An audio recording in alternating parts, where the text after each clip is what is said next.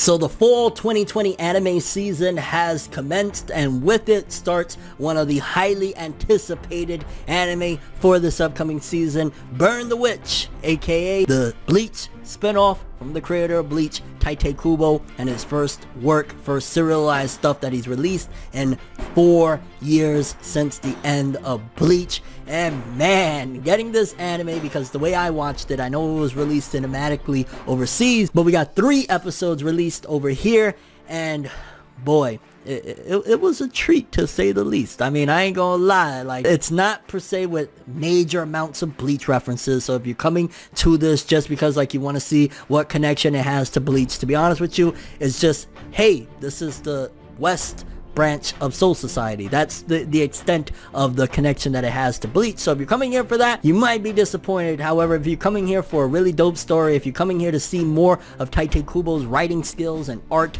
on display, and a really awesome, surprising 3-episode anime, you might be pleasantly surprised. Let's talk about it, baby. Burn the Witch, the anime, finally here. I say we gonna do what we do, no matter how you move, make your move. That's how it be though. Okay, so it was a few years ago now at this particular point that Burn the Witch came out with a one-shot. It surprised all of us, I'm not gonna lie, with Tite Kubo doing this one-shot manga that nobody thought would come into anything else. We just all thought like, oh shit, pretty dope. But they announced a few years later, hey, they're doing a manga series, and we weren't really sure exactly how it was going to be released. It ended up turning into a 3-episode anime, 4 chapters, not including the one-shot chapter that came out a couple years ago, and we finally got the anime. And I wanted to start off leading with one major point about this, is the fact that, to be honest with you, I wish there was more. Getting 3 episodes, 4 chapters, whatever you want to call it, of a brand new story, especially coming out of Shonen Jump, especially coming out of a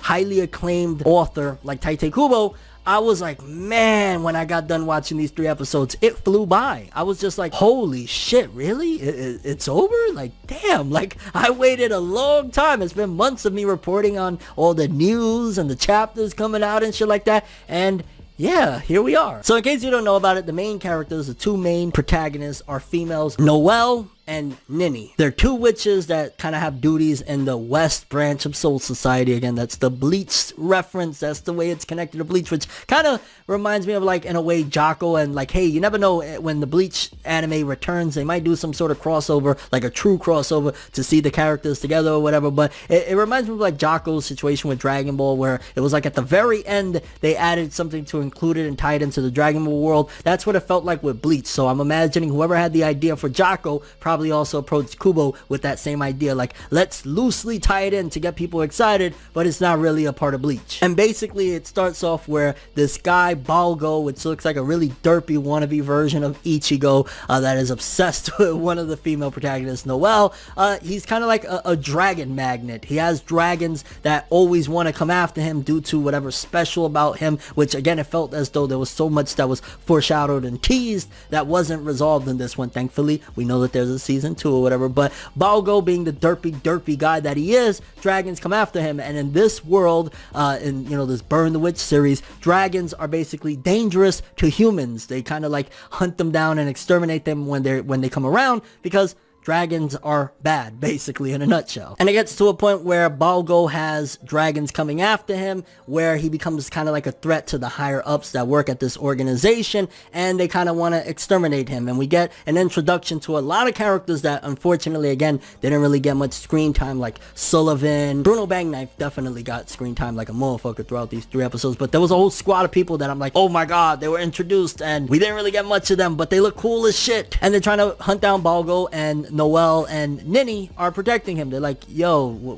you know, what's going on, Balgo? He's just a silly goof guy, but it's not that he's bad, and it's not like he's doing this purposely with these dragons. So Bruno is trying to hunt him down, and Noelle and Nini are protecting him, and we get a little bit of action here or there. And I ain't gonna lie, like, between all the characters, I would argue like my 2 favorite characters of the entirety of the 3 episodes that we got was definitely Nini Nini is a badass. You know, you get a little bit of insight into her life outside of her job in Reverse London, you know, being this witch and all this shit, that she's kind of like an idol and she's just like really cool and shit like that. But when she gets into action, like there's a scene in there where she gets to drop Bruno Bang Knife and has her like gun, her magic gun at his head, and I'm like, she's badass. She's best gal of this series. Like, Noelle is cool, don't get me wrong, I like her too. She kind of reminds me of Byakuya, which I said years ago when we got the one shot, but Nini, she's a different breed, fam. I rocks with it. Along the way, we get introduced to Nini's old friend Macy, and Macy apparently has a pet dragon. And by the way, there's spoilers up the yin yang in this video, so I hope you watched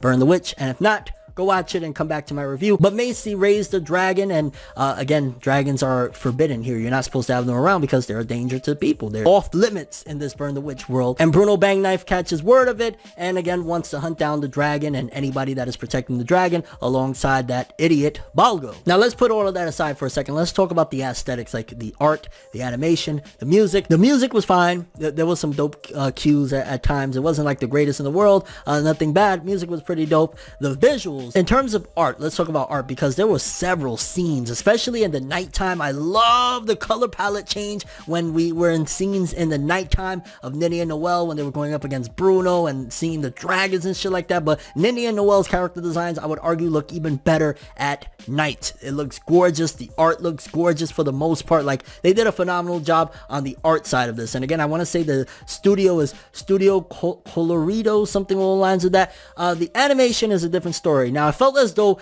this was like a crossbreed between like a Shonen Jump battle look mixed with like a kind of softness of like a Ghibli series, slightly. I'm not saying like, hey, it was trying to be Ghibli, but it felt like there were a crossbreed of a more softer look for a shonen battle series. But in terms of the animation, it wasn't the greatest. There was some really dope scenes and whatnot, action scenes, but it definitely felt as though you could tell this is kind of a more lower budget studio that did their all and gave their all and tried their best, because it looked fine. It was like for 3 episodes, opposed to it being released as a movie and cinematically, like cinematically it doesn't feel like a film budget for animation and shit like that. But if you look at it as 3 episodes, it was fine.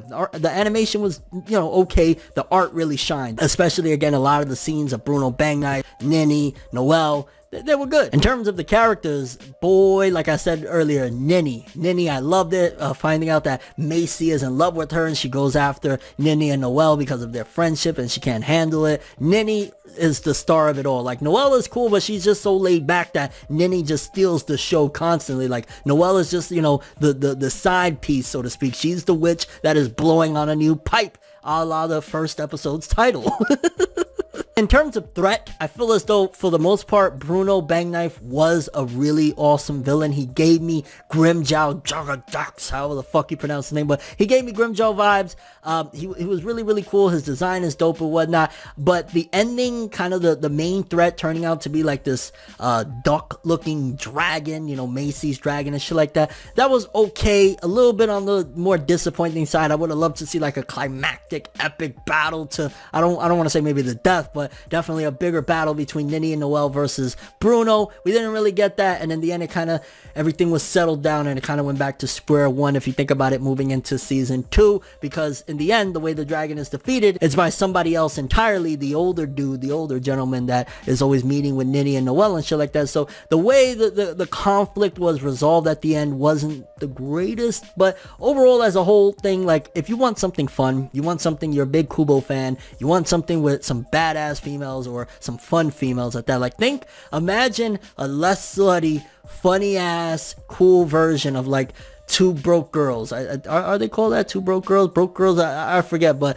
it's kind of like that dynamic in a sense, but just done way better. I definitely felt as though there was a lot of setup that is more so meant for season 2, because again, we see that whole cast of characters and we really only got Bruno for the most part from the higher ups and shit like that. We even had the old man that looked sick as hell, and it's like, no, we only get Bruno for this one. We gotta wait for season 2, which is probably my biggest complaint about Burn the Witch. While it was fun, enjoyable, dope, it kind of deserved a lot more. It deserved at least 2 to 3 times the length. I would have liked 6 episodes or 12 episodes. I wanted to know more about Noelle and Nini. Noelle is still more of a mystery to me, in my opinion. Like, getting into her character and shit is like, okay, she doesn't really care for Balgo being like obsessed with her and talking about her tits. She has a relationship with Nini, but we don't really get too much about Noelle. Nini, we find out more about her life outside of being a witch and shit like that, and she was a little bit more explored, but there was so much room to do other things. And again, thankfully, we do have confirmation of season 2, which can dive into the other aspects of the series, other characters and shit like that. But boy, if I got anything to say, it's that I wish this was